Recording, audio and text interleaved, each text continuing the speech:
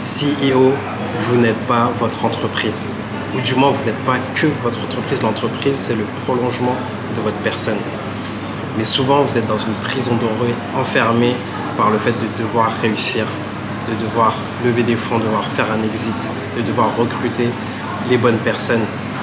J'ai eu une discussion avec un client à moi qui a 20 ans de carrière et qui n'a jamais pris la parole et qui a enfin compris le bénéfice justement de prendre la parole. Il a compris qu'en fait, en prenant les devants, en contrôlant son narratif, il avait beaucoup plus d'opportunités. Parce qu'aujourd'hui, un CEO qui ne prend pas la parole, il est invisible en dehors de ses murs. Il n'inspire pas, il est remplaçable, il ne contrôle pas son image, il a peu de diversité dans ses opportunités, pas de deal flow. Il doit toujours aller chercher les opportunités une à une. Pas de présence publique, donc il dépend des autres, des médias des autres. Pas de communauté, pas de relais, pas de tribu, pas d'ambassadeur qui croit vraiment en sa vision. Juste des collaborateurs qui payent, des clients. Il ne peut pas recycler son parcours. Il ne peut pas capitaliser sur son image. Aujourd'hui, les enfants de Zizou, ils bénéficient de son aura, de son image, ils peuvent créer des business. Je crois que c'est son neveu récemment qui a ouvert Z5. Les enfants de Jordan gèrent une entreprise sur la legacy de Jordan. Bernard Tapie, ses enfants bénéficient encore aujourd'hui, après sa mort, de son aura et de ses business, sa femme notamment. Voilà, la famille Bernard Arnault, autant d'exemples qu'on peut trouver. Et un CEO qui ne prend pas la parole, dans le meilleur des cas, il a un exit. Il fait un exit, mais il est pieds et poings liés à une clause de earn-out. Il doit passer 4 ou 5 ans dans l'entreprise à devoir justifier la performance avant de toucher vraiment son gros chèque et son parachute doré. Alors que s'il avait pris la parole, s'il existait en dehors de son entreprise, s'il s'était échappé un peu à la Michael Scofield de cette prison dorée, il aurait la possibilité de transformer son expertise et son expérience en conférences, en livres, en contenu sur YouTube, en émissions, en possibilité d'être dans les médias, un peu comme les anciens athlètes, les anciens sportifs, les anciens politiciens qui, une fois qu'ils sortent de leur activité, ont une multitude d'opportunités. Et surtout, ils ne peuvent pas transmettre. Ils n'ont rien de transmissible, ils n'ont rien qui peut se léguer à leur descendance. Ils n'ont rien de scalable, ils n'ont rien de long-termiste.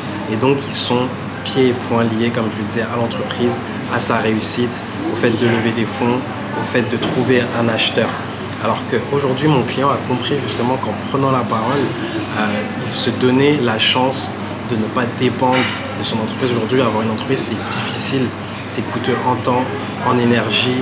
On sacrifie nos familles, on sacrifie énormément de choses pour la réussite de ce bout de business. Et on ne transforme pas en fait toute cette énergie en quelque chose qui peut nous servir après notre mort. Et justement, on n'y pense même pas après notre mort. On n'a pas de testament, on n'a pas de business, on ne pense pas à qui est-ce qu'on va mettre parmi nos enfants, qui va prendre la succession de l'entreprise, à créer des groupes avec plusieurs entités interdépendantes pour ne pas dépendre justement d'une seule manne d'argent. Enfin bref, autant de sujets qu'on aime bien nous traiter chez Code et Médias, et c'est pour ça qu'on accompagne sur la prise de parole, le fait de créer du contenu, le fait de créer des assets financiers. C'est pas juste faire des vidéos, c'est ces vidéos, qu'est-ce qu'on peut en faire? On peut en faire des leads magnets pour du business, on peut en faire des livres, on peut en faire des émissions, des podcasts, on peut en faire des concepts YouTube. Et derrière, c'est comment on structure un peu justement la prise de parole. Comment, grâce à des agents IA notamment, on peut se dire, un CEO il va souvent dire j'ai pas le temps, je dois gérer, je dois manager, je dois recruter. Mais en fait, trouvons le temps, trouvons ce temps, ayons cette discipline de clearer un peu son agenda, son calendrier, de faire de la place pour quelque chose d'essentiel, quelque chose de long-termiste. Voilà, c'était tout ce que j'avais à dire. Je prépare une vidéo long format sur le sujet. J'aimerais bien, si vous êtes un CEO et que vous voulez témoigner aussi, vous, de cette difficulté à penser long terme, à sortir du day-to-day, à déléguer, à prendre la parole, à prendre le temps pour investir dans des assets qui vont comment dire, qui vont vous survivre, parlons-en, envoyez-moi un message j'aimerais énormément faire des épisodes dans ce sens-là pour libérer un peu la parole parce que, comme je le disais dans une émission que j'avais fait, le Tour de France des CEO, je recevais pas mal de gros entrepreneurs.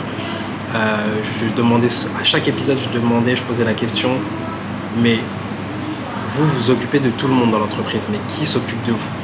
Et ça, c'est un vrai sujet, je pense, qu'il faut aborder de plus en plus dans nos écosystèmes différents.